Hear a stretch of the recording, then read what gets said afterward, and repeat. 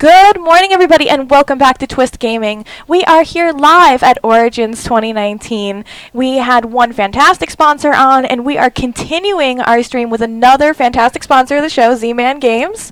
Sarah, thank you so much for coming on. I just wanted to start off by saying how much we truly appreciate the support of everybody over at Z-Man Games, because without you guys, we wouldn't have been able to put on a show like this. We wouldn't be able to be here, and we really appreciate it. Thank you so much for having us here. We're really excited. We're also joined here today with two of my brand new friends from Punchboard Paradise. Yeah. Gentlemen, you want to introduce yourselves a little, talk about what Punchboard Paradise is? Sure, I'm Clef. And I'm Chad. And we're a podcast primarily that is bi-weekly, and we deal in board gaming topics and do some drafts, which is basically we will take a list and we will argue over which ones we get to take first and as our favorites, and so it creates a little bit of tension and good, clean fun. And then basically we do some reviews too. So thank you for having us on. We're thank you very much. Thank you so much. I mean, I know you guys are all super busy. This convention has been super busy and hectic, so it means a lot that you've taken some time out of your day to come hang out with me. Oh yeah. So, Sarah, you have brought games and more games. So many games. Let's dive into kind of what you've brought here today. Alrighty. So first up we have Miaui. It's a little trick-taking card game. It's pretty simple, but it's got some cute little cat art on it. So before we go over, Okay. I need board game magic. Board game magic. Which translates to spirit fingers. Okay. From everybody. Spirit fingers. Can you do There it? we go.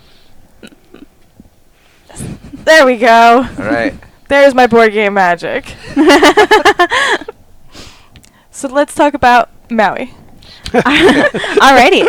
So your cat's on the island of Miaui celebrating a festival, and you're trying to catch the most fish. So we've got these little diver cards with cats on them. Each person gets a different cat. So each deck is the same. They have the numbers 1 through 12 on them. And what's going to happen is you're trying to catch these fish here. So one of them is the deepest fish, and then this one's just the deep fish, and this is the shallow fish. So depending on what number you play, you'll catch the different fish. So the deepest is the highest number played, and then the deep fish is the next highest number, and then the shallow is the lowest number played. So depending on which number you play is which fish you'll get. But it gets a little complicated when we have seagulls coming to steal your fish and jellyfish, which give you negative points. That's a lot of negative points. Yep. Oh, Yeah. Have you been stung by that? Yeah. You have? So if you catch a jellyfish and it's on top of your stack, you might want a seagull because seagulls take whatever's on top of your stack away. But if you have like a high number on top of your stack, you probably don't want to get stuck with the seagull. So there's little ways to interact with each other and try to give each other bad or good fish. I have to see, these are more of the fish? Yep. Yeah. How much unique art is in the game? Oh, look, it's the anglerfish. So we have 6 different decks for the players with 6 different cats on them. And then I think there is at least 5 or 6 different fish, too. We've got tiger fish. We've got the lantern fish. The seagull.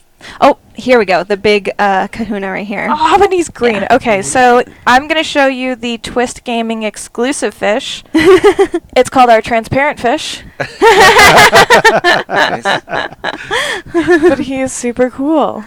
Like that. Yeah. So everybody's just basically throwing out a number from their hand, thinking, okay, I want this one or I don't want this one type of thing, and Yep. then you're grabbing them. Gotcha. Yep. It's pretty Okay. simple, Yeah. but interesting. Yeah, and it's a nice little travel game because it comes in a little box. And How many take does it that with you. play? It plays up to 6 because we've got the 6 different decks. So Right. yeah, which is awesome if you got a couple extra people. It's nice. Yeah. The little cat totem is super cute. I mean, I know he's kind of tail forward to the camera. Yeah. There you go. Oh, oops. I mean, but it's adorable that you guys did it double-sided. It's like So that's what his. So we use that guy to break ties. So he'll sit in between the players and move around the circle. And then if we have a tie for the shallow fish, you'll go to the left of the kitty tiki to break the tie. And then if you have a tie for the deepest fish, you'll go to the right. So it's either clockwise or counterclockwise for breaking the ties. Nice. Yeah. Gotcha. So the end game is just going through one of the whole decks? Or the decks? So yep, you play 12 rounds, so you go through a whole deck, and then you count up how many points you have at the end. Yeah. Great. Okay. Very simple. How do you get your hands on Miaui? I had to get that. Oh yeah. You can. It's available for sale. You can order it on our website or visit your local game store and ask them for it. Okay, and for our viewers who are here at the convention, do you have this available at the booth? Unfortunately, we're not selling anything at the booth this time. Okay. But you can check other retailers. That works. All right, so after Miaui, what do we have? All did you bring right, we have Noctiluca over here. This game just came out this spring, and it's by Shem Phillips. We have a lot of colorful dice on here. I'm going to go there. Noctiluca are glowing, kind of like plankton in the ocean. They're a real organism. And we're trying to catch them and collect them in these little jars. They have magical powers to help healers, and so we are healers trying to collect them to use them in the village. What's going to happen is each player will have a set of these little pawns, and depending on how many people are playing is how many pawns you'll get. You'll just divide them evenly amongst the players. So in a 4-player game, you would get 3. And what you'll do is you'll place one on one of these land spaces here, and you'll go diving in a straight line. So you can go this way or this way to dive. And you'll pick a number, and that's all the dice you'll collect. So if I were going down this line, I'd say 5, and then I'd take all the dice that have a 5 on them. Okay. And then I would place them on my jar cards. Everybody will start with 2 jar cards, and then if you have a space for the dice, you'll just put them on your jar. And then if you have leftovers that you don't have room for, you pass them to the next person. So your decisions might be made based on which jar you have, or if you want to pass the dice. Like sometimes you don't want to pass the dice to person. Like if you had a blue space, I might want to You don't reconsider wanna, that. Yeah, try to give me stuff. Okay. Additionally, everybody's going to have a favorite color, Noctiluca. And so these are secret, so you'll have it under your reference card, and so you'll get points for every favorite color that you collect at the end. See. Yeah. Maybe Show those not off. Not the green one. Another Twitch exclusive. Okay, and how about that jar card over there, the purple and the blue, just to kind of see. This one? Yeah. Yeah. What the? So tell me. So again, so for this particular jar card, what you're looking to collect: the purple, the blue, and the orange. Yep. And then this is the space that you're talking about up here in the corner. Is that what that was? So, okay, so the different colors on top of the jar cards, so that little token there, that one's a moon, and like this one has a flower. What happens is once you complete that jar, you'll take a token from our stacks here, and they start off low, but then they get higher the deeper you go into the stack.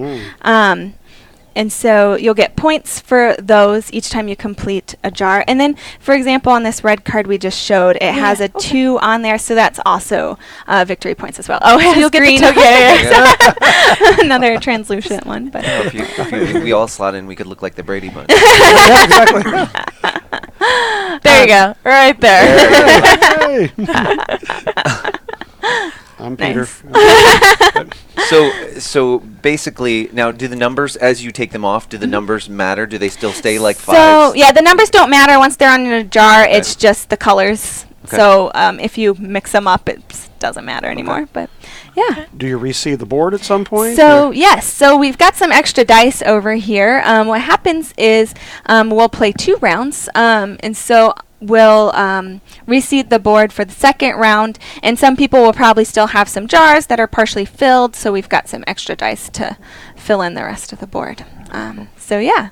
And you just go until everyone uses all their pawns, so then there'll be less spaces to go to. You can place it anywhere on the board. It doesn't have to go around. But yeah, you can only go in a straight line from wherever you placed your pawn. All right. Yeah. So, and I've been hearing a lot of buzz about this, especially since Shim is kind of pretty hot commodity right now. But it looks like from the box this plays 1 to 4, so this has a solo game aspect to it. Yes, it does.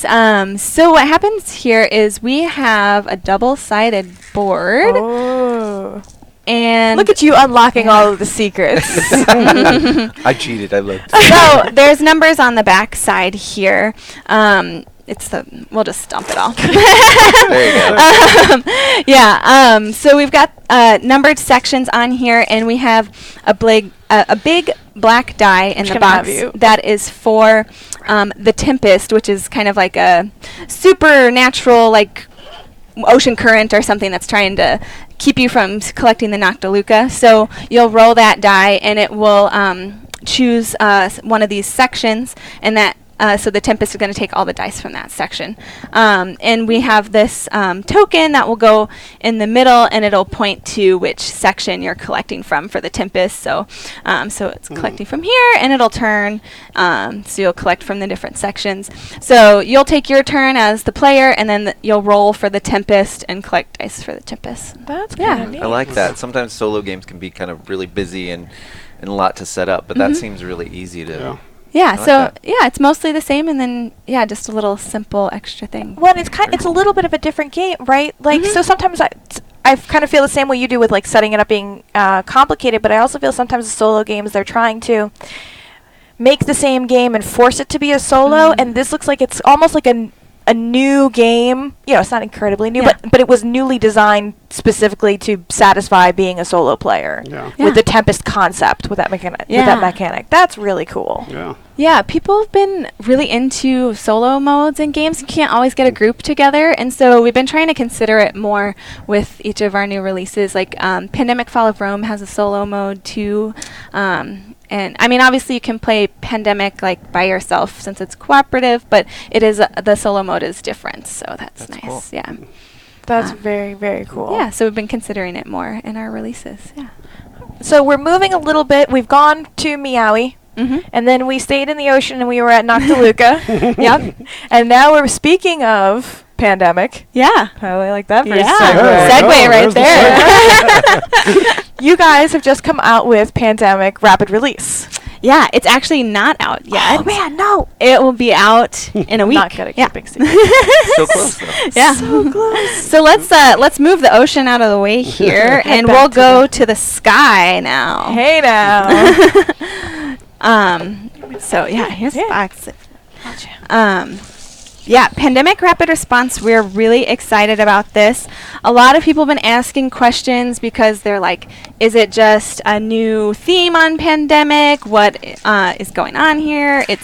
There's dice. You made the cure. Isn't that a dice pandemic? But this is totally different. It is a real-time dice game by Kane Klenko, who did Flatline and Fuse. Oh yeah. So each player is going to have a set of these custom dice, and I don't know if you want to show Those them are off. beautiful. Yes, of course. Yeah. Really nice. Really nice. So each side is different. All the sets are the same. They're just different colors for the different players. So I'm gonna head over here on the main cam. Look, guys, there's my Yeah. hand. And we've got a cute little plane you can show off too. And it's purple, which is perfect. So what's going to happen is we are trying to help the world with natural disaster relief. So we're in a special plane where we are packing supplies to deliver to different places who need disaster relief. So we've got first aid kits, we've got water, we've got food, and so on. But so what happens is each of the cities will be placed out around the board here, and they'll tell us what deliveries those cities need. We'll start with 2 out on the board, and for easy mode, we just put 3 in the deck here. And what happens is once you deliver to a place, you'll get a new time token. So our timer here is 2 minutes, and we start with 3 time tokens here. So every time the timer runs out, we'll spend a time token and flip the timer.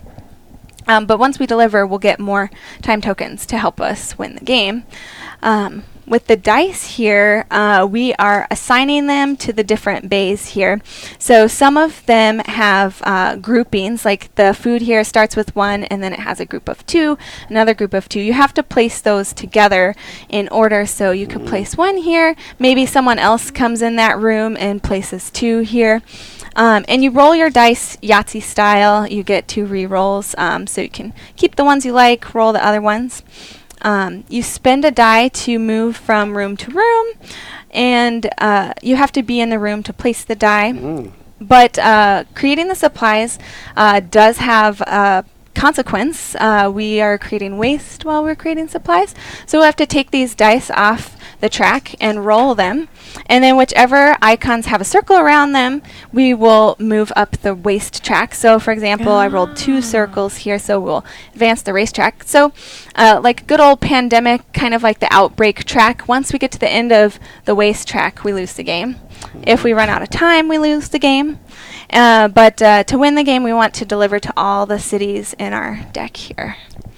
Yeah. Everybody rolling at the same time and just going as fast as they possibly can, or taking turns? No, rolling? so it's a turn-based game. I know some people love that, some people hate that. So it's kind of nice to be in the middle here with the real-time dice. So you can kind of help each other make decisions, but it's so fast that it's kind of hard for like one person to just be like, these are the things you need to do. So you're just kind of like, I don't know, I'm going to do this. This feels right. Okay. And yeah, it's just kind of moving. frantic and awesome.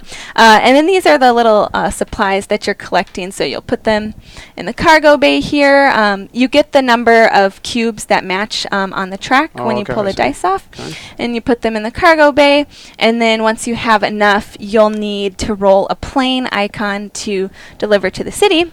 And you can also use the plane die results to move the plane to the city that you're delivering to. So, Okay. yeah. Do you have questions about it? So far, it's kind of a lot. No, it's good. Yeah, I love we love some of Kane's other designs, Yeah. and so like this marriage is a really cool hybrid of the two. You know what they do well. Yeah. Well, he That's does so well with games that are like high pressure and give you Yeah. anxiety, right? Like that's Yeah. He's like, I'm here to make you feel anxious and Yep. worried. So let's see what we can do with pandemic. Yep. I don't yeah. think I've ever won a game of Fuse, ever. I feel too pressured and screwed up every time. First of all, keeping the dice on the table So, is like an yeah. important. I mean, if you think about it, the floor really is just a very large table. That's very true, very true. So this is going to be out next On weeks? June 23rd. Okay. So this is a Target exclusive. Very cool. We got a special deal with them, and we're excited to get it into the hands of more people. That's only for a limited time, and internationally it's available anywhere you would normally get your other pandemic games. So. Cool. Yeah. Okay. We do have these bonus cards here, crisis cards. I mean, what would Ooh. pandemic be without making it a little harder than it Right, already right. is? Ratchet that up. So once you've kind of got a better handle on the game, you can throw these in for a little bit different gameplay. So what is your favorite malady over here for the crisis? Oh, cards? from the crisis Yeah, cards? yeah. Oh, goodness gracious. So I was like, did you want to know my maladies in general? I really Well, like it's a whole different way now. Yeah. I had a soft spot in my heart for the Black Plague, but I mean, can you have a favorite of a bad thing? Yeah, right. They get pretty bad. Like, so this evacuation, you have to move the plane 6 cities away from where you were going. Oof. Oh, wow. Oh, man. We also have emergency deliveries that will go on top of your delivery card. Here, I'll give you one that's not great.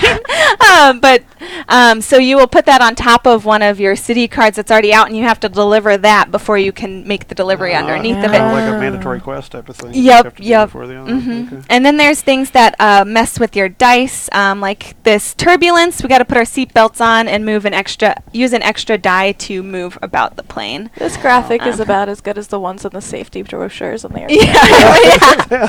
Looks like somebody has their twist belt on there. Hey, that's good.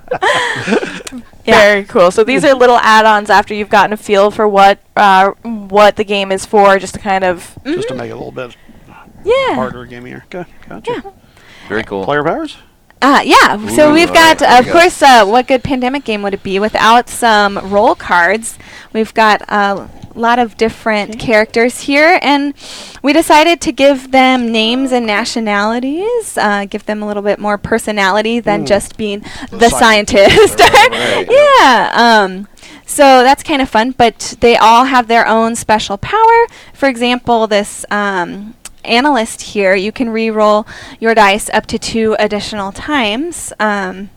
There's also one, the engineer here, you can use a plane as a wild, essentially. And there's all sorts of things here. I like the representation here too. I think that's important, and it's nice that you guys paid attention to that. It was the first thing I noticed when she handed me. So as a Guide, I definitely noticed we had the Italian here. So that's it's green screen, but because it's definitely green.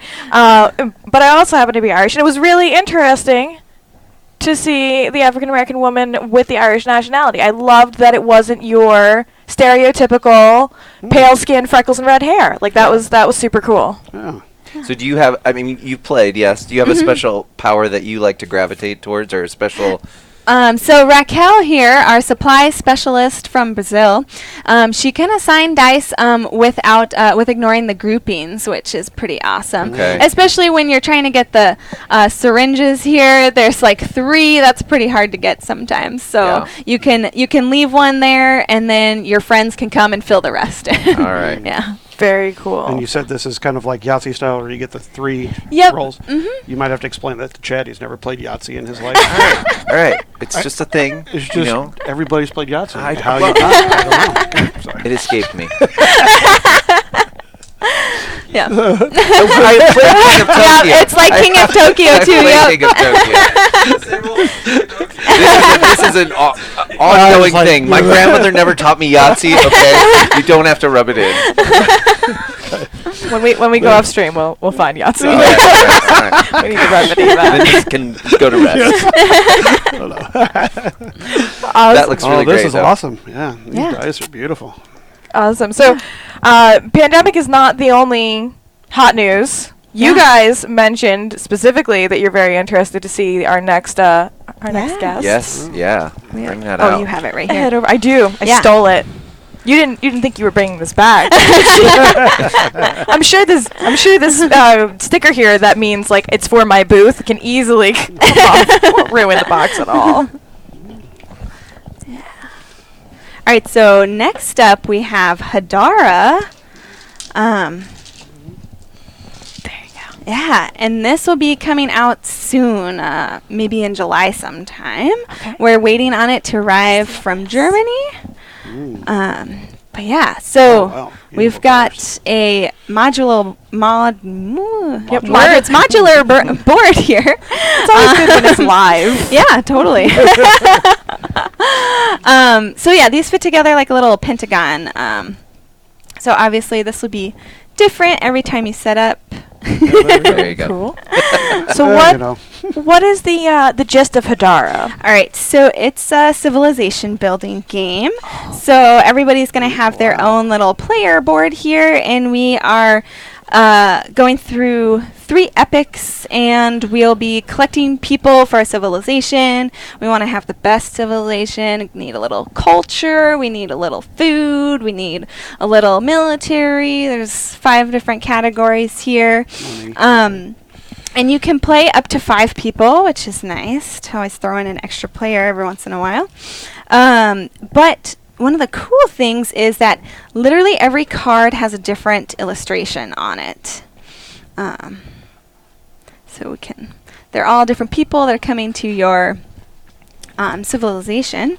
But these cards will be out on the board, and whoever's first player will spin this dial here to face to wherever they want. So for example, you have the dragon here. So if you were the first player, you would spin the dragon to whichever deck you want to pull from first, and everybody's going to draw cards at the same time because they're all drawing from a different pile. And you'll draw 2 cards and decide if you want to buy one and keep it for your civilization, or sell it to get more money, or prevent someone else from taking that one if it's a good one. And then you'll put the rest in the discard pile. That sounds like it goes real well with your cooperative feel. Yeah, I was just thinking that's a cleft move right there. Yes, all right, I like it. Yeah, and so we're going to be moving up all our different tracks on the player board. So you'll get a starting card that'll tell you where to place your tokens on here. Like you might start with 2 food and 3 military and so on. But we also have these civilizations that we will conquer with our military. I guess you use your military points to buy them at the end of the round. See, I'm gonna steal. So yeah, steal one. Yeah, okay. Yeah. So this card is what's representing the civilization that you're conquering, right? Yep, yeah. Okay. And then so what happens is when you buy one of those, you can keep it for the victory points right there. Okay. Or you can spend money to integrate it into your civilization. Okay. And then you might get some bonus things. There we So you go. might get to move up your tracks. There might be extra victory points. It's a mystery. If once you flip it over, then you're done. You have to keep it in your It is. It's yours. civilization. Otherwise, you can just keep it on the other side and get the victory points that are on that side. So those do yeah. those slot into your board then, or are they when you take those Oh, civilizations? these just go like alongside your Okay. board, so you can collect one of each type. And then these on the edge here is for when your tracks go up past 10. Oh, okay. We So have weird. these little flags that you can use to mark your 10s. Ah, okay, cool. Stick them in there. Gotcha. Um, I think so. They're waiting. Yeah. They're waiting for the great guys. Like, we'll make the board this big, but if you need the extra points. Yeah, so we have 2 phases to each epic. We'll go through, draw all the cards. Once we've drawn all the cards, then we're going to draw from the discard until all the cards have been either bought or put into your civilization. Then we'll take income, and then we'll take a colony if you have enough military points for it.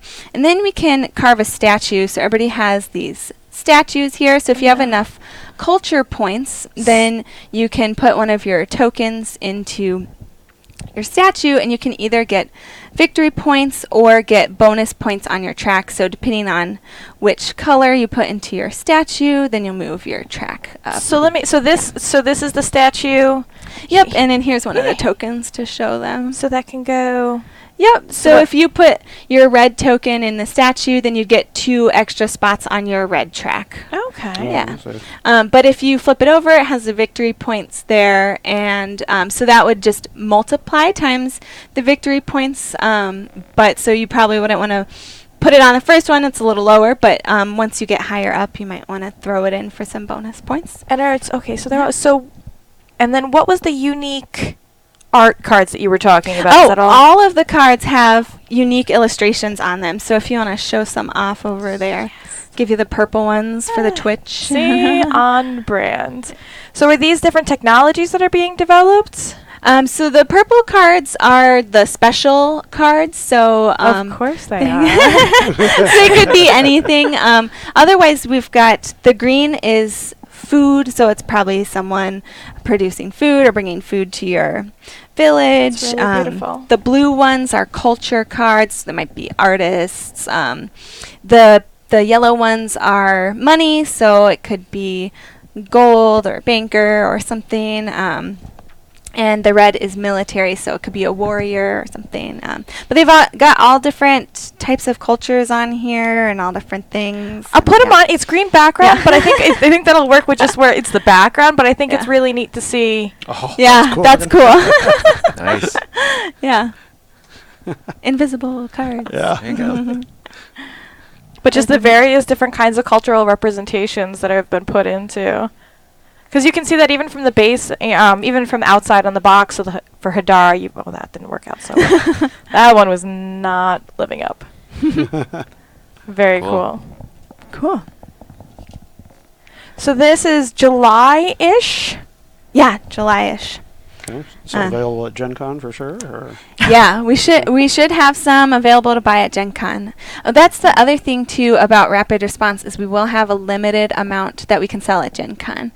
So we worked that into our contract. So, So if you come to Gen Con, it's almost like a real-time strategy game within a real-time strategy game. With the anxiety, get to the booth. Yeah. Yep. Okay. That's Yeah. great. So at the end of the epic, you'll have to feed your people. So you'll have to have enough food points on your food track to account for all of the cards in your civilization. And then if you can't feed all your people, you'll have to get rid of some of them. They died. Yep. So there's a lot of different, they all interact with each other, the different tracks, which is one of the things I really like about it. Yeah. What's the player count on You said 5, right? 5, yep. Yeah, Mhm. And about, 60 minutes probably? Yeah, we had our demo where yesterday said he played it a few times before coming to the show, and that every time he played it in under an hour, and he even played with 5 players.